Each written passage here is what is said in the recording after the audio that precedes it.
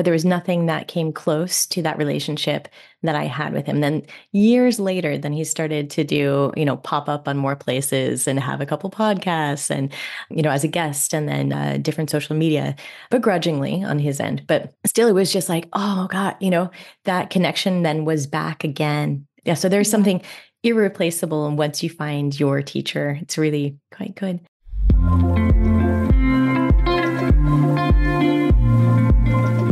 Welcome. Stick around if you want to learn about the art and philosophy of beautiful movement mixed with evidence-based exercise science. We'll be having tough and inspiring conversations with other coaches, experts, artists, and athletes. Our goal is to challenge myths, explore concepts, and engage in healthy debate as we dive deep with intrigue and curiosity. I'm your host, Hannah Deutscher. I've been teaching dance, Pilates, and yoga for over 2 decades. And what I've learned is that movement can be the joy that integrates us all together. When we can trust and express ourselves through our bodies, we are unlimited in our ability to change ourselves and our communities for the better. We, as movement teachers and coaches, have the power to help people experience this for themselves. Okay, everyone, let's dive in. Exchanging ideas and changing people's lives one session at a time. This is the Pilates Exchange. I'm thrilled to introduce you to Jeni Barcelos. Jeni is an attorney, a parent, and an artist. She's the co-founder of the marvelous software platform, the She Coaching Company, and the climate justice project 3 Degrees Warmer. Prior to her foray into entrepreneurship, Jennifer graduated Pi Beta Kappa from UC Berkeley, worked on multiple presidential campaigns, served as a Gates Public Service Law Scholar, received a graduate degree in environmental science from Yale. Jeni spends her time overlanding with her family throughout the American Southwest. I'm so lucky to get to introduce you to a role model of mine. I'm thrilled to be able to have this conversation with her. All right, my Pilates people, I am thrilled to be able to introduce the Pilates Exchange to one of my favorite people. I'm such a fangirl. Jeni Barcelos. I just told you a little bit about her bio, but I'm thrilled to be able to have this conversation with her because I think she's going to have a lot of valuable insights about, rounding off this series that we've been doing about technology, AI, like all the stuff, and does it belong in a space of movement? And what can we learn from that and all that? So can we start off, Jeni, just welcome. Thank you for your time. Thank you for having me, Hannah. I'm so happy to be on your show. I've read through your bio often, and it seems like there's a big leap to go from all the environmental stuff that you've done into technology. Is that a leap or how did you do that? Yeah, I think it definitely is a leap, but I'll kind of explain how that thinking came about. So yeah, I'm an environmental lawyer by trade. I was professor at a law school running a multidisciplinary clinical program before I did this work. And really, my interest in technology came from the sheer fact that the people who were early employees and investors in a lot of the big tech companies in the US on the West Coast, so Seattle and Silicon Valley, were the same people that I was fundraising from for my work. And it dawned on me at some point that there was power in technology, that was enabling all of my life's work. And I was really around a lot of it because I went to law school and then I was teaching at the University of Washington. So I was around a lot of tech. So early Amazon, early Microsoft people. That's just sort of osmosis, I guess, to sort of be around all of that. And I was really interested in kind of a lot of some of the groundbreaking work, both around kind of environmental things and non-environmental things that were happening. So that piqued my interest in tech and in the power of tech. And then when I had my daughter, who is now 12, and I was kind of on maternity leave, an extended break, and then maybe potentially a career shift, I decided kind of in that space to start a tech company because that had to be easier than dealing with climate change and the law. In my mind, that would be much easier to solve. I was around all these people who'd done things like invented hybrid engines and built Amazon. And I was like, oh, how hard can this be? Was it harder than you expected?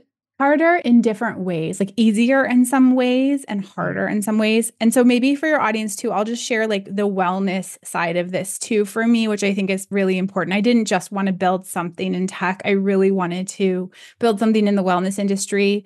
I had gone through yoga teacher training at the tail end of law school, sort of like right after I graduated. And my mom, my final year of school, had died of cancer. And I had been invited to all these kind of like free yoga spaces when she was sick, which were really meaningful to me. And my job and my legal life was hard.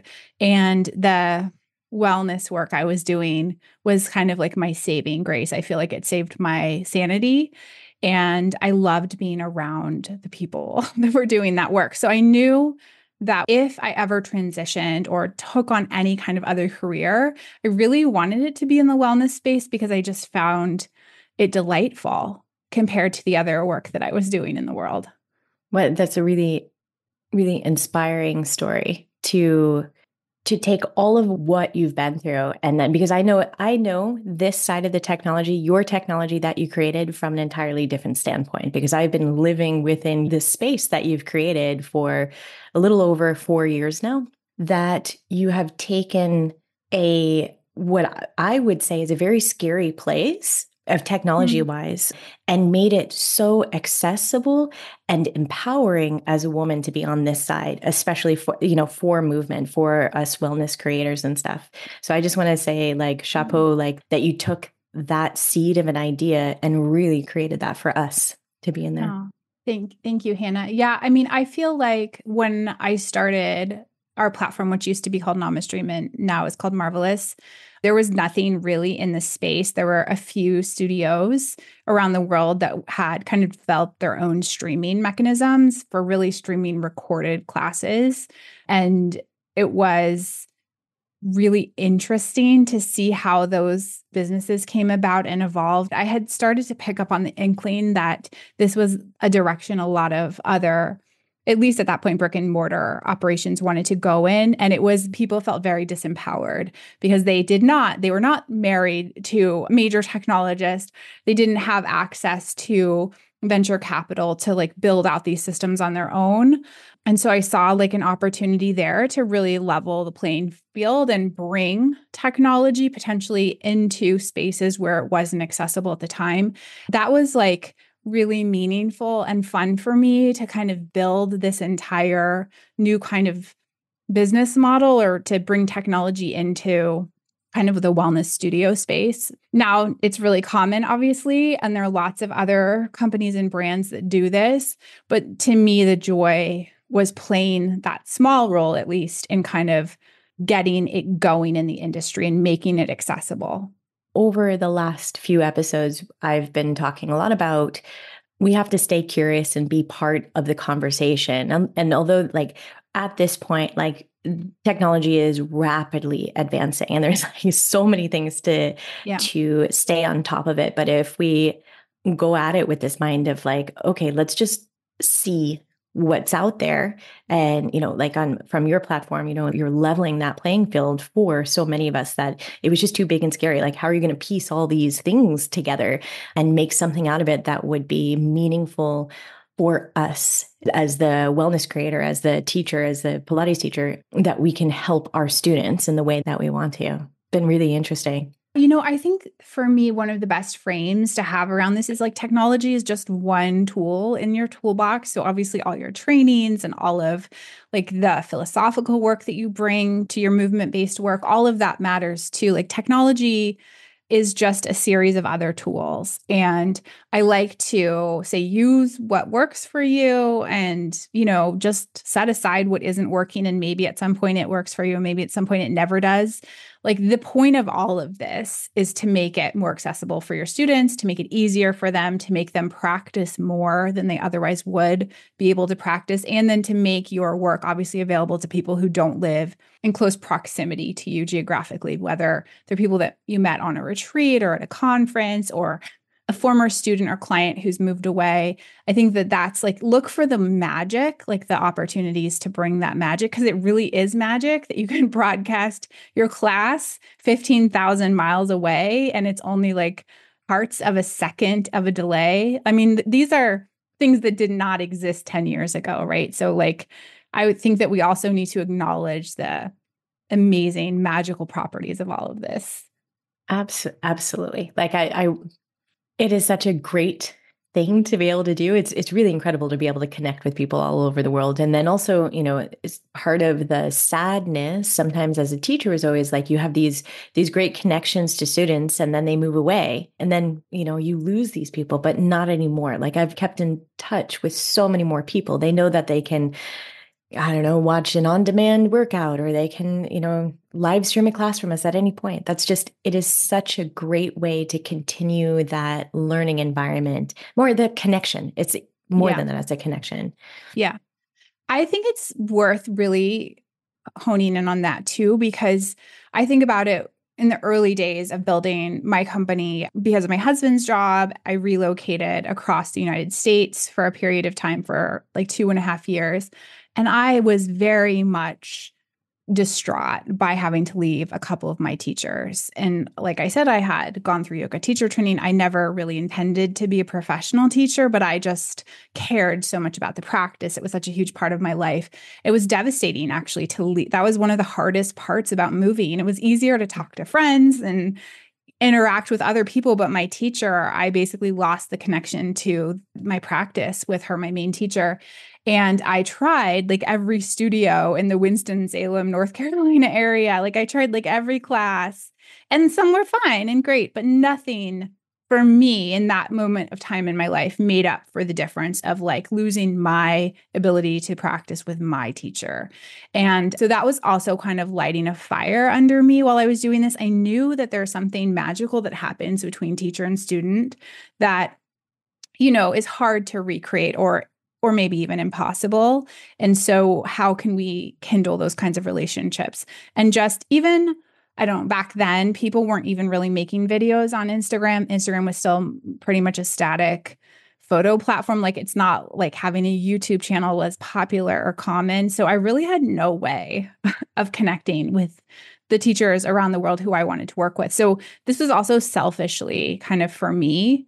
I was like, I'm going to benefit from having access to what I want access to. And if I want it, certainly other people want this same ability as well.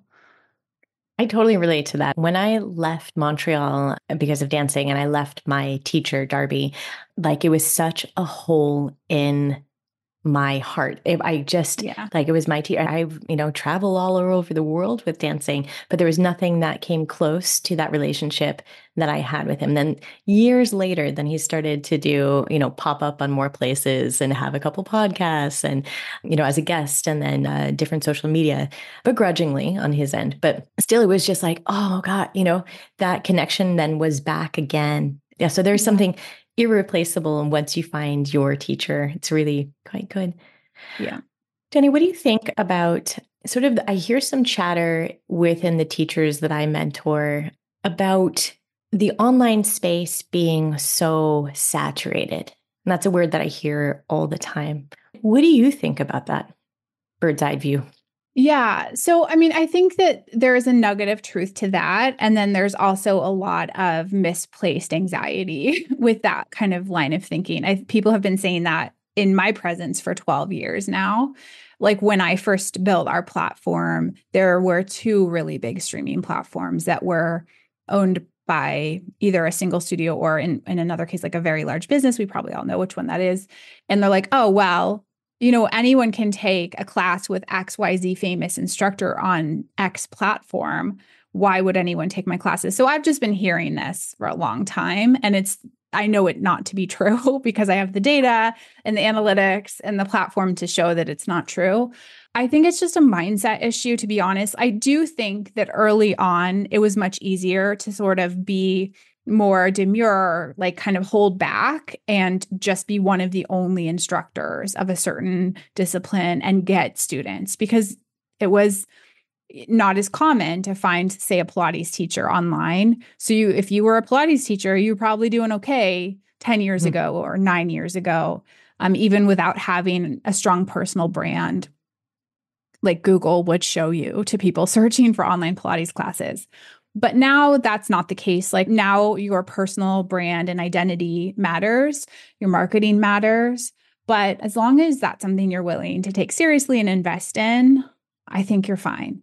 And I think that that's going to continue to be the case forever. I mean, the interesting thing, and I don't know what your AI conversations have been like, but the interesting thing that's happening on the internet is that it's getting a lot harder to kind of put out common kind of mediocre content and get attention, because the robots will always win in those situations because they can just produce endless content and you as a human can't. But they also can't recreate the kind of magic, personalized, brand-based content that you can. So like, I think it's just changing a little bit. Like you have to be maybe a little louder and a little more specific in how you show up on the internet in order to help students find you, like make sure you're the right fit for them. But beyond that, I don't think that saturation is really the valid concern. I think the question that these instructors should ask themselves is like, how can I stand out and be unique? And how can I serve a particular group of people better than anyone else can?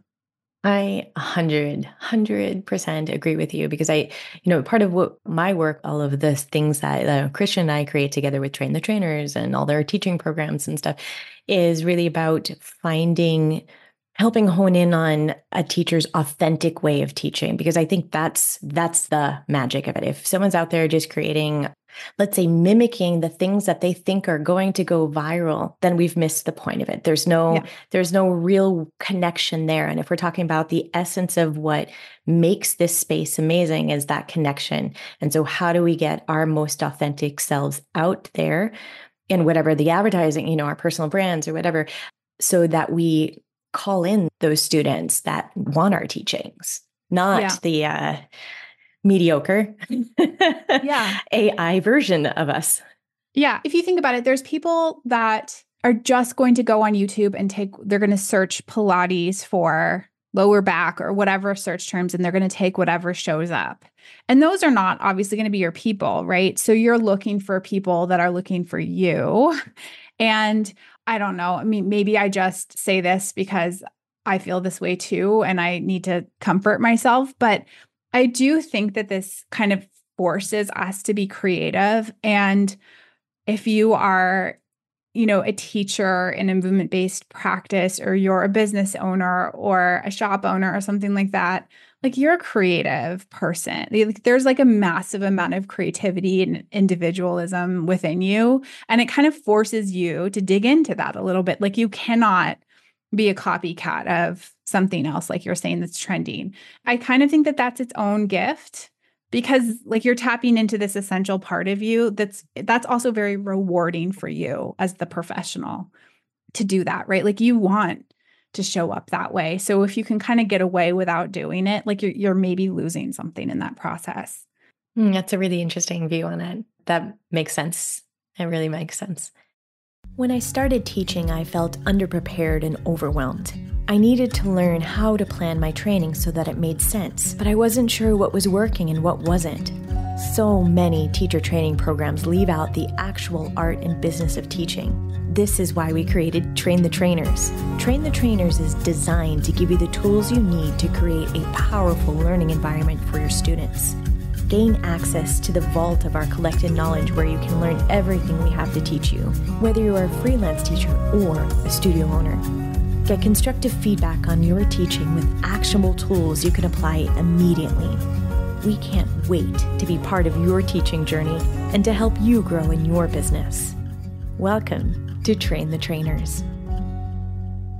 What do you think about, obviously COVID happened, like you were in the space before and then COVID and then now we've had a few years to go past a bit. Do you feel this space is still worth being? Oh, yeah. I think it's maybe not realistic to expect things to go as quickly as they did in 2020 or 2021, because there was just like a massive social push towards everyone doing everything on the internet all of a sudden. And the way that I like to talk about what COVID did to our industry is that it just kind of sped things up by a decade.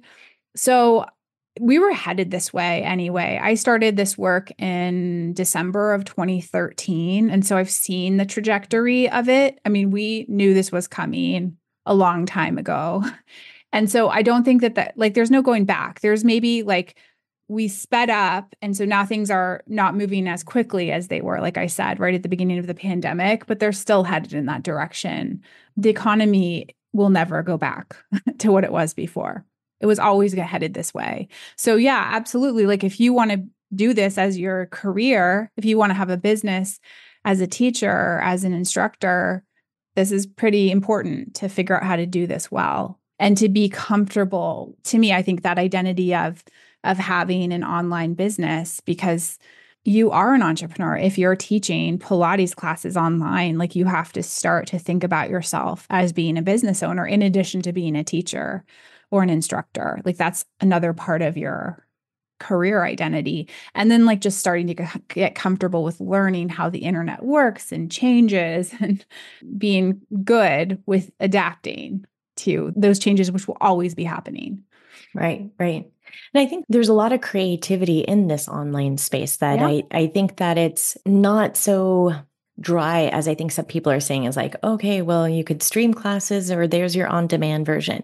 There's a whole heck of a lot more that goes into it, like different ways of connecting with your students online from, private, like in the case of Hey Marvelous with private messaging that's built into the platform, or how are we using audio files and PDF files? Like how are we helping our students progress? Whether you have just an online business, or in our case, we have a hybrid business where we have our in-studio here in Nuremberg, Germany, and then this big online base as well. And how do we intertwine the both of those so that everyone is getting the best out of us? And I think so, like for us, we only see like, okay, like it's so exciting. Like how can we make this connection to our students even more vivid using the online space, accessible? Yeah. Yeah. And I think that another really important thing to think about and point out is there's also generationally, like you're going to start serving Gen Z and Gen A, if you haven't already, as a teacher and as a business owner. And like, this is their home turf. Like this is their primary way of operating in the world, whether that's a good thing or a bad thing. We don't have to judge that right now. This is how they interact with the world. And so I think that you have this great opportunity to reach kind of the younger generations of people out in the world and to start to see how they're interacting in order to serve them. Like that's so inspiring and creative. Like the way young people use the internet is very different than the way an elder millennial or, Gen X would use it. Like, so, I mean, you just sort of, I think just be open to like watching our culture shift and playing, the role in it that you're comfortable with within your career. Absolutely. I think that's empowering, especially in our, I could say in the Pilates space, and I would say probably true for the yoga space as well.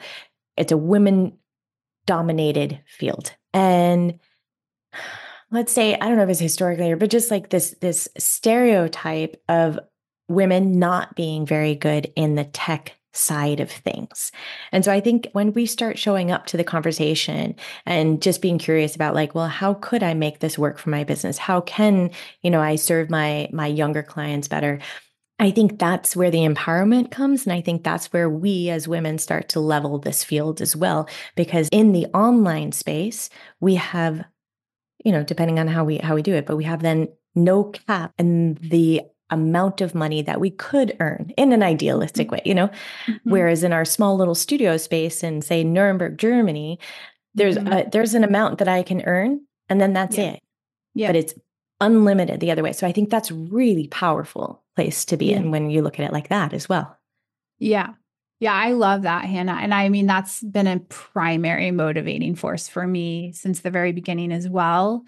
I remember one of my first clients on the platform ran a small studio in the Upper West Side in New York City and like literally couldn't fit 10 people in the building. Like, and that's it. Like, and you've got that rent and you've got like, you can only teach so many classes a day. And then that's it. And the only way to expand is to start a second studio and a third and a fourth. And I've talked to I've talked to all the sizes of wellness businesses and gyms kind of that exist in the world. And like, there's something that happens when you have 7 locations. Like, you have a very different business. Like, and if you are, say, a woman, like, and you have other interests, or maybe you have children, like you have a family you're responsible for, like things start, getting complicated fast. And that's a different operation. You stop being able to teach very much yourself. You have incredible management responsibilities with hundreds of staff members. And like, I think that the beauty of this kind of online internet-based wellness business is that you can scale without most of the additional costs, and certainly without the kinds of responsibilities that come with scaling these businesses, in the brick and mortar world. And I know personally, both of those things are very motivating for me. Like, I don't want 200 employees ever for any reason in my life. And I think most of us don't. Like, that's an incredibly heavy thing to carry. And I'm so glad some people want that. I've never wanted that in my life. And that's why I gravitate towards this online stuff. And then the idea of being able to earn without having to assume additional risk of leaseholds and small business association loans and like putting personal lines of credit, out there. Like, I just think it's kind of like we're born in this moment where we've all won the lottery. Like, we all kind of have these opportunities that never existed for anyone before. And maybe something will change, and regulations are already starting to shift. And I don't think it's going to be this kind of golden forever. So I think it's important to note that, like, this is kind of a once in a generation opportunity to take advantage of these particular circumstances. Wise words. Wise. What do you think from your point? I have my feelings of like, what are the advantages of online space, like connecting there? What do you think are your biggest advantages, or what your platform offers?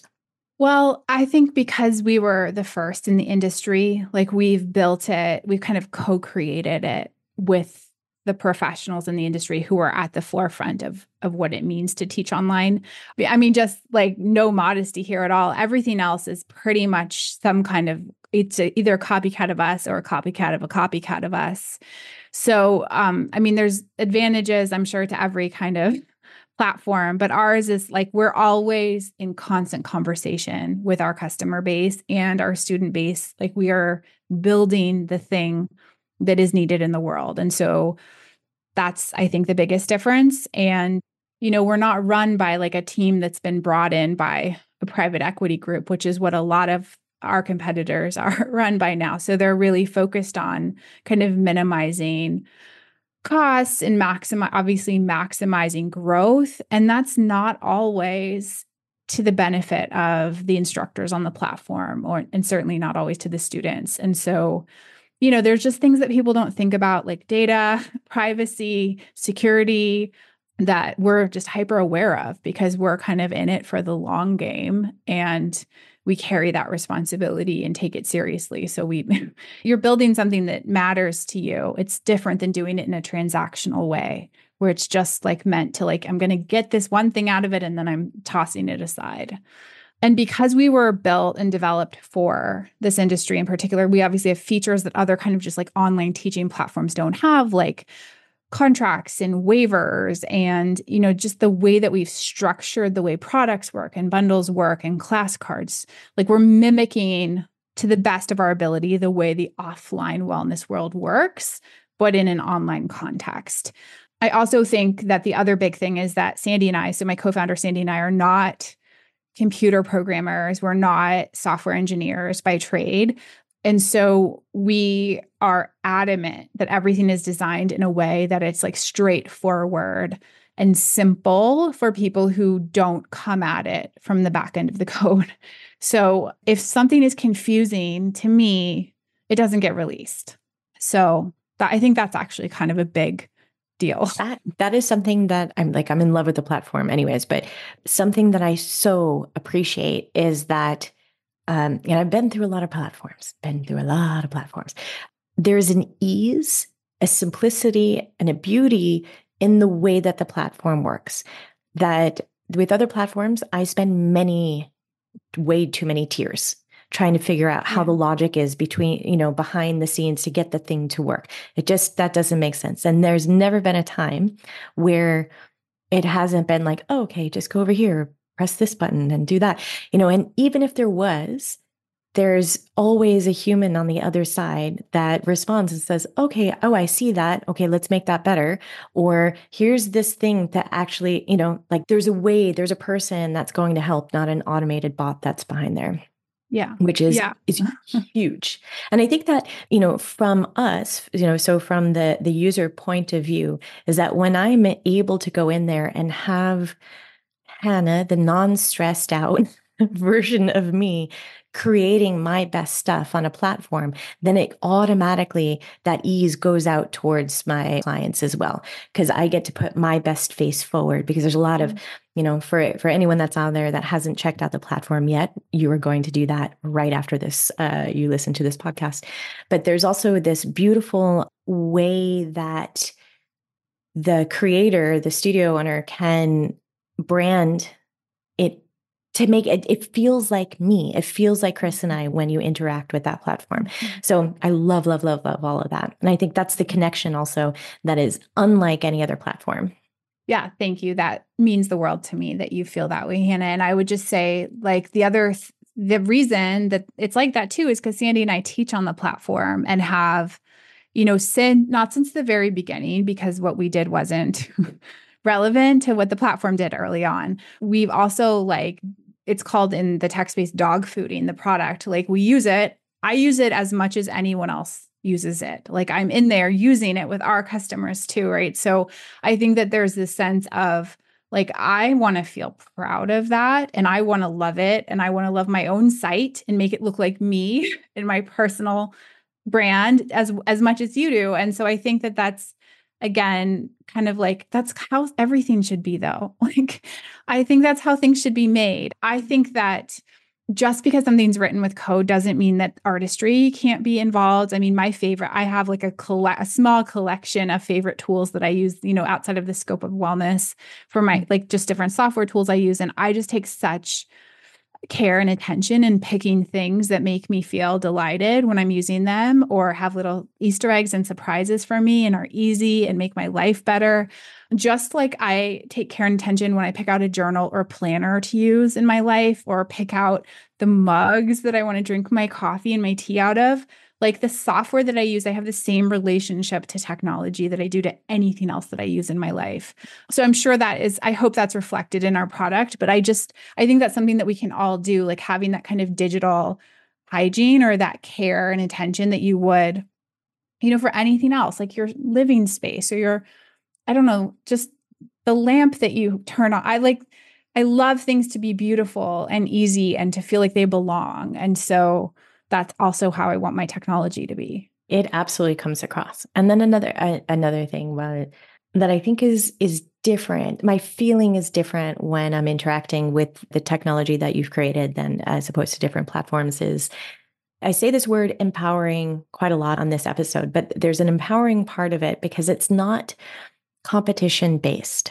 There's a lot of platforms out there that sort of other studio owners against each other there's all sorts of practices out there. We don't need to name them or anything like that, but there's such a sacred way that we're able to create a place for ourselves, our work, our passions that stands on its own. It doesn't need to compete with someone else's to get more students. And I think that is, you choose the mug because it makes you happy. You create the environment that you want to be in.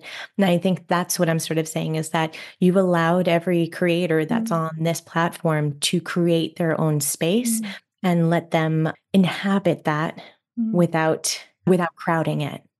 Yeah, I hope so. I mean, that's a big part of the goal for sure. I mean, selfishly, I and the team get the benefit of seeing kind of a bird's eye view into what happens on the platform. And so there's just a lot of really important work taking place every day. And I think that that's sacred. I mean, I think that that's incredibly valuable work in the world. Not everything. There's people do other things that I don't think, not within my value system, or like don't align with me perfectly. But there's just, I would say, the lion's share of what goes on in that digital world every day is like what I want to see more of from humanity. And so, yeah, I mean, we do everything we can to like just kind of create the canvas so that the people doing this work in the world, like yourself, Hannah, can have the tools that you need to be able to go out and do it. Cause like that's what is really getting multiplied every day. Like I just see the sheer volume of like community posts and events happening every day. And like, just like I see the content getting uploaded like every couple minutes, like there's a refresh and I just see, and it's like, just like a glance. It's important that this exists in the world. I think like, I just want to like kind of create the little container and then let you all run with it because like you're doing it, like you're making that a reality. That is, yeah. I mean, I'm thankful for that. I'm thankful for people like you that had the foresight to create, to lean into a place that I would find scary at the beginning and say, okay, well, how are we going to make this work? And look at all the possibilities, that can come out of this. I'm sure it's bigger than you probably ever imagined at the beginning. Yeah. Yeah. I would have been really happy with like 100 customers. And, like I just never planned. I mean, I certainly didn't plan on the pandemic happening, but even before that, like I thought it would take a while. Like I thought it would take like 20 years for the industry to get comfortable with being online, because when I started very early on, it was only like a tiny percentage of folks in wellness that like did not think it was a terrible thing to be on the internet. And so it was like, this is going to be some work, and not everyone's going to get there. But then obviously the pandemic happened and everyone did get here. Yeah. I mean, I think just kind of we can talk about the evils of social media and like the problems with it, but also like what a freaking powerful way for people to find each other and to find ideas and to connect and to make friends, like all the things that are also good about it. And it's like, that's why I don't see technology through the lens of like good or bad. It's just like, again, a tool, just like the law is a tool for me. Like the law, there's some pretty terrible things that happen in courtrooms and pretty big decisions that I don't agree with, but that does not mean that it's not a tool. So I'm just going to like keep using it as a tool the best that I can. And I think that's kind of what we should do as humans at this point. That's also the conclusion that I've been coming to after, the deep thinking and the conversations that I've been having is it's a tool and we have to stay curious, keep learning with it. And I guess with being curious it has to be a little bit non-judgmental. I need to assume the best out of it. And then when I do that, then I can dream bigger and create more things, and that's where the good stuff is. Yeah. And be willing, I think too, like when something isn't working right for you or something is questionable, like to call it out too, to talk to whoever made it or to post wherever you can give feedback.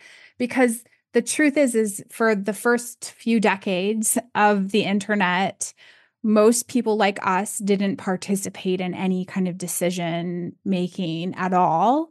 And so like, a lot has shifted and opened up. And so I think a lot about this. And I would rather be in a world where I have a say in what happens with technology. Like if someone like me is just ducking out and, going to the woods, which also sounds really good a lot of the time, like then what happens? Like what world is left? Like who's choosing to stay in the game? So I think that's like kind of that constant, I don't know, philosophical thing to wrestle with, but yeah, like having an open mind and then being willing to give feedback, I would say are the two most important things that I would advocate for with respect to newer tech. I love that. Jeni, do you have any last bits of advice that you can give teachers out there that haven't quite made the jump or into this? I think that the biggest piece of advice is just to start, because I think the anxiety or the hesitation isn't serving. If you have any kind of inkling that this is something you want to do, then just jump in, because the only way you're going to get comfortable and figure out where you belong on the internet and how you belong on the internet is by doing the internet. It's like the only way out is through. And so if you know that this is kind of where things are headed for you, or you suspect it, I would just jump in and start doing it messy, and then it'll become clear. You'll get more and more insight into how you need to show up and what you need to teach and who you need to serve by doing. And there's not 47 podcast episodes and YouTube videos to watch first, and then you'll have clarity. That's not how this whole entrepreneurship thing works. In that vein of thinking, on our site, we left almost all of our early videos up there. Mm-hmm. We left it on because I think it was so important to see, for future teachers that ever stumble upon our platform, to see the growth that has to happen and not to be afraid of that stuff. Oh, there was microphone issues. There was all sorts of things. Yeah. And just that messy start is better than, never starting. I think that's right. I follow a couple of YouTube people who teach YouTube. Anyway, obsessed with YouTube. And I feel like there's the general consensus that your first 50 videos, first 30 videos are just going to be terrible. They just are going to be bad. And I would say the same. It's maybe not as many podcasts because we all are used to talking. Yeah, it's going to be kind of messy. And that's the only way you get to video 100 where you don't feel like it's terrible is by doing the first 99 where you kind of felt like they were terrible. And so, yeah, I would just jump in and go, because the longer you wait, I think we work ourselves up about things. And I just had a lot of, folks in our business coaching program, there's the people who jump in and sort of do the work. And there's the people that sit around for 1, 2, 3 years before they really start taking action. And I just see the tortured experience of that, and I think there's some perfectionism that goes on, and, people have busy lives and all of that. But I see the difference between the people who jump in and it's a hot mess for a little while, but then, a few months in, they've got something going, they're making sales, they're on to the next thing. So just do it. I mean, just start making the stuff and putting it out there. Just ship it, as Seth Godin would say. Yes. Words of wisdom. I mean, it's the same mentality of teaching your first yoga class, teaching your first Pilates class in front of a real person. It gets a little messy, and that's okay in the beginning. You keep on doing it, keep on practicing it. And thank you so much for your time and your expertise and creating these wonderful coaching programs and platforms. And me and Christian are just so glad to know you guys and to be able to take part in it all the time. The feeling is mutual, Hannah. Thank you so much for this conversation and for all of the work that you're doing in the world. And I love following it and bragging about your amazing accomplishments to anyone that I can. So keep on trucking. Thank you. Thank you so much for joining us today. I hope you enjoyed the conversation. A great cost-free way of supporting us and the podcast would be to give us a 5-star rating. You could also look down into the show notes and grab any one of the free resources for teachers. I hope to see you next week on the Pilates Exchange. Happy teaching, everyone.